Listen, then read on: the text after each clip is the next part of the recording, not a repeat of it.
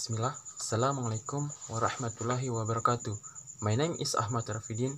My official number is A1M2 18037. I am from Group 1. Our topic is Introduction, some basic terms and concepts. Okay, in here, I am going to explain my part about the relationship between data and theory. Okay, it is not generally realized by non-linguistic how indirect is the relationship between observed interest and the set of grammatical sentence postulated by the linguist in this description of any particular language.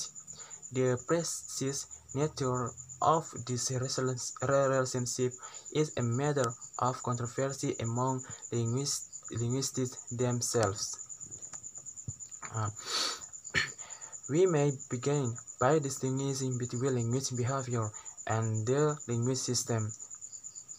Oke, saat kita mengatakan itu seseorang berbicara dalam bahasa tertentu, misalnya bahasa Inggris, kami menyiratkannya ia terlibat dalam beberapa jenis perilaku atau aktivitas dalam prosesnya yang juga menghasilkan sinyal vokal dengan durasi yang lebih lama atau sedikit. Sinyal vokal akan kami panggil dengan ucapan.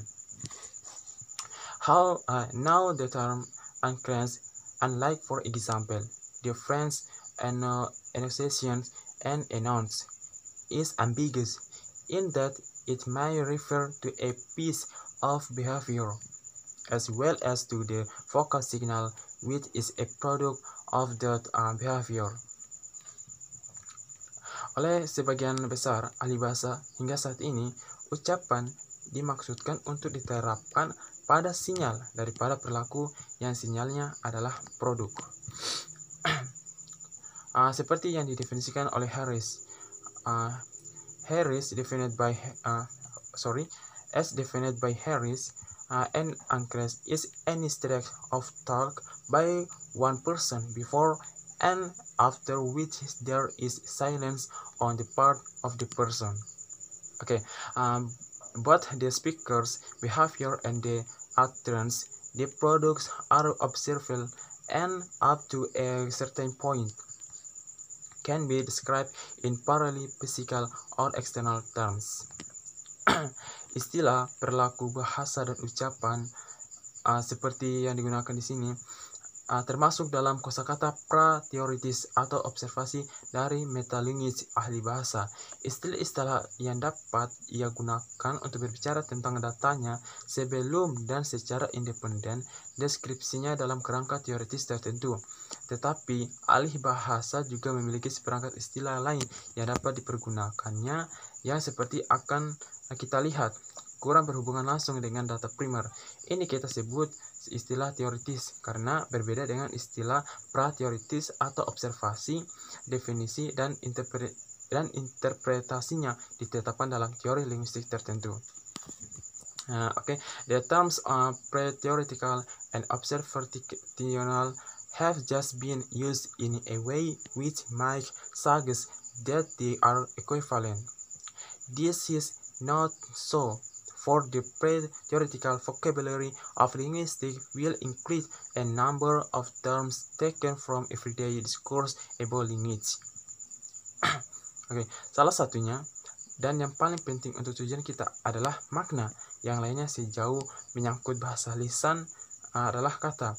Untuk kata token, entitas fisik meskipun mungkin tidak dapat didefinisikan sebagai unit terpisah dalam aliran ucapan pada kriteria eksternal murni.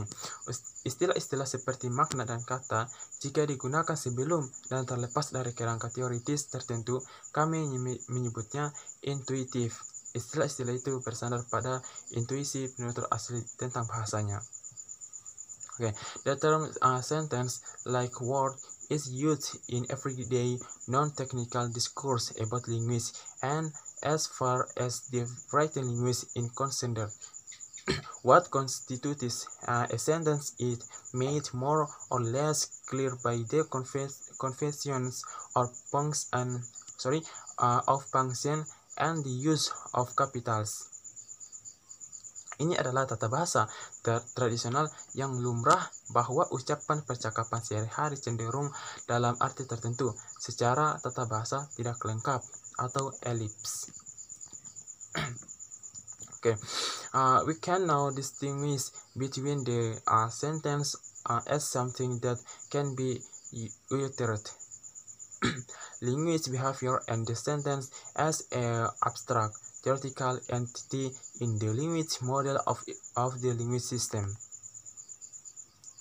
Jika perlu untuk membedakan kedua pengertian ini secara terminologis, kami akan menggunakan teks kalimat untuk yang pertama dan sistem kalimat untuk yang terakhir.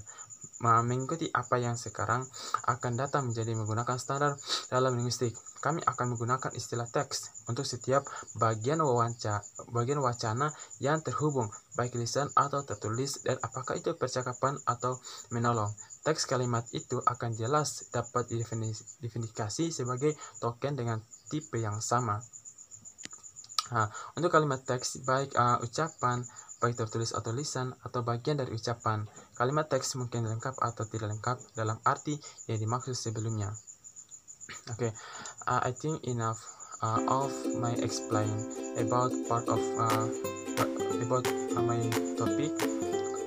Thank you very much. If there is a mistake when speaking, please forgive me. Thank you. Assalamualaikum warahmatullahi wabarakatuh.